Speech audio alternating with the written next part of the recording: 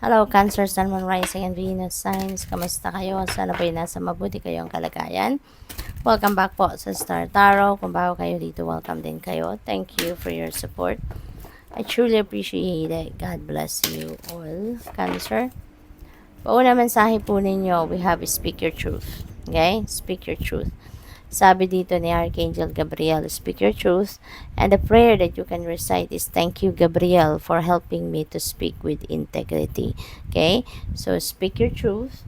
At importante kasi na nagiging honest tayo sa sarili natin, honest tayo sa ibang tao, no? Kaya kung ano man ang laman, no, totoong nilalaman ng puso mo, totoong nilalaman ng damdamin ninyo, put them into words, okay? Express it para mas maiintindihan kayo ng mga tao sa paligid ninyo, or mas maipaiintindi ninyo sa ibang tao kung ano talaga yung gusto ninyong sabihin. Okay? So, what else? We have transformation. Archangel Zadkiel.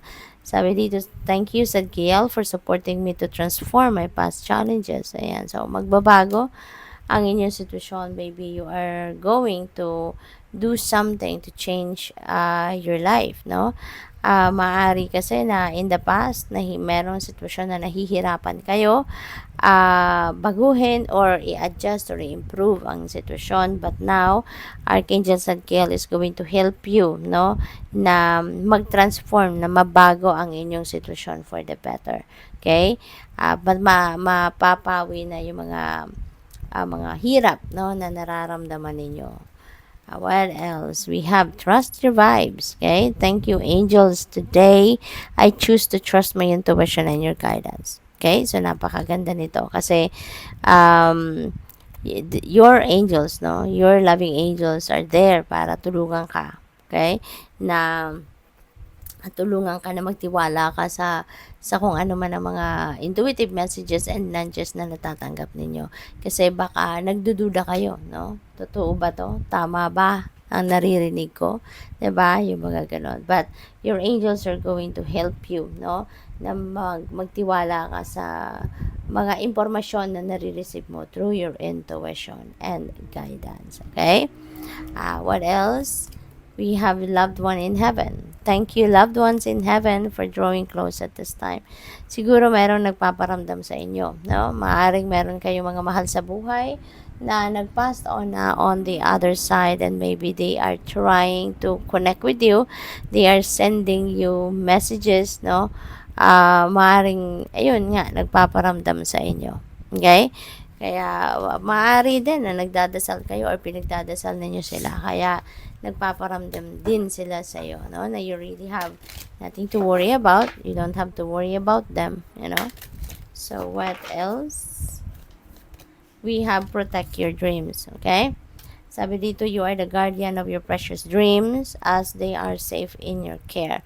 So, keep them close to your heart and until you're ready to release them. Okay?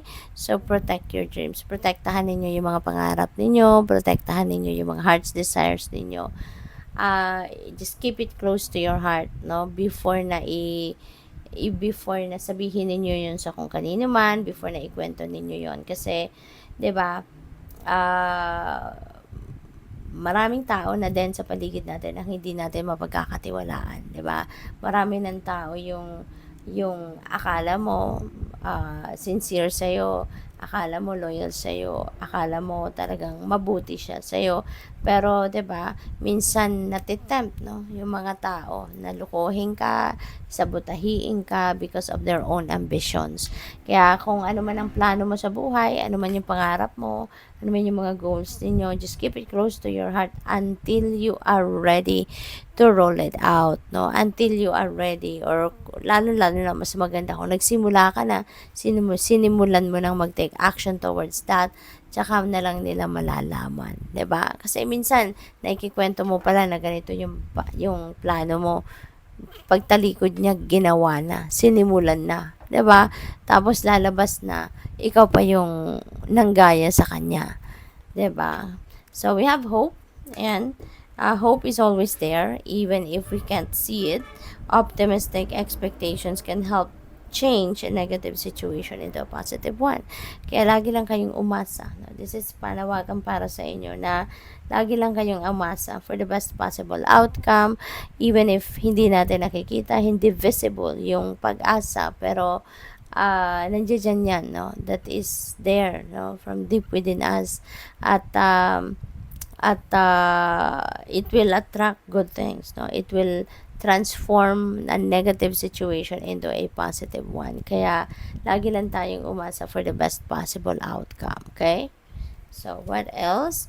We have magical gateway. Okay, it takes courage and trust to venture into the unknown. Okay, yet this is where the greatest rewards are. It's time to step boldly forward without looking back. Ayan. So, maybe this is a new, this is a new portal para sa'yo. This is a new beginning, no, coming your way. At maaari, no, na sa ngayon you are going to be more, um, parang you are going to be fearless and bold as you head towards this new beginning. Magiging matapang ka, magiging matatag ka, no?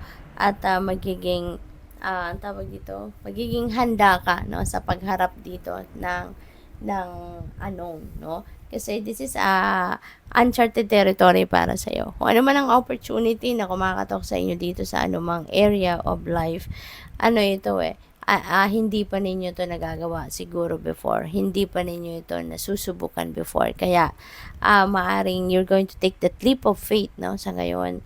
At magtitiwala ka na lang sa sarili mo at magtitiwala ka sa divine plan, no, na this is where you're going to thrive. This is where you're going to grow and evolve, no, into the best version of yourself.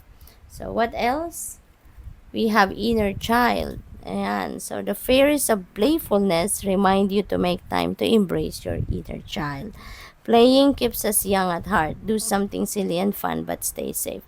Ayan. Kasi nga siguro, 'di ba?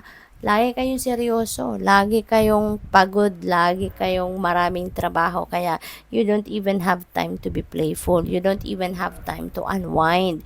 Kasi baka puro kayo trabaho, responsibilidad, obligasyon, 'di ba? But yung playfulness side of you, parang wala, hindi ninyo yan nai-embrace na, hindi nyo na yan na nagagawa na. Kaya yun din ang panawagan sa inyo sa ngayon. Kaya para balanse lang ang buhay. May panahon tayo sa lahat ng bagay dapat, no? So, good luck. Thank you for watching. Love and light. Namaste.